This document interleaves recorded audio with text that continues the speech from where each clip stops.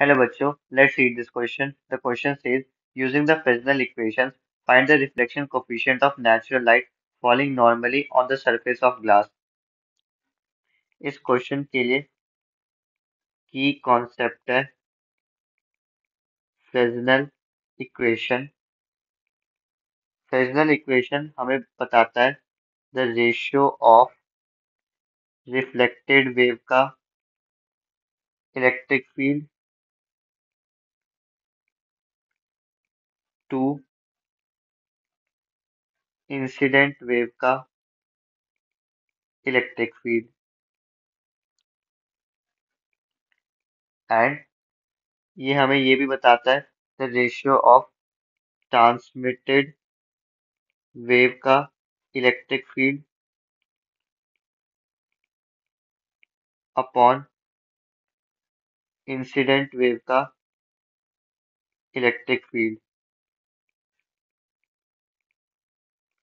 For each of two components of polarisation.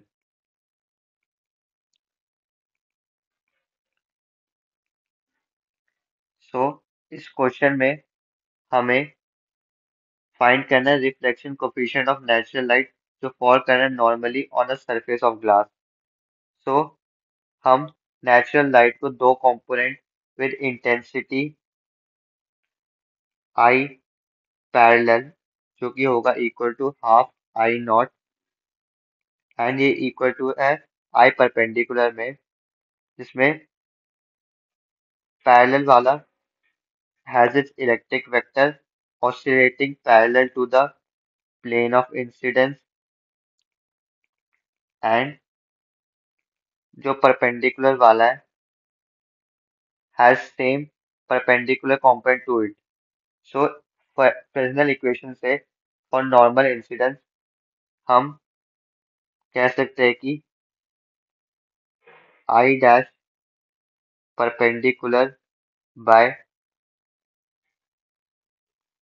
I perpendicular will be equal to limit limit of theta 1 from approaches to 0 sine square theta 1 minus theta 2 upon sine square थीटा 1 plus theta 2।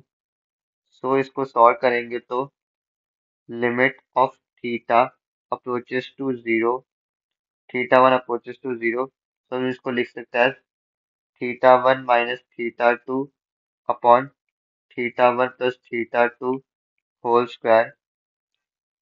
This will be equal to n minus 1 upon n plus 1 का whole square equal to rho. Similarly intensity dash parallel upon intensity parallel की भी value होगी rho के equal, that is n minus 1 upon n plus 1 का whole square. So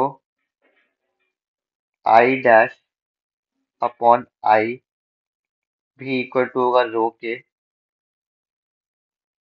and this will be equal to 0.5 by 2.5 का whole square.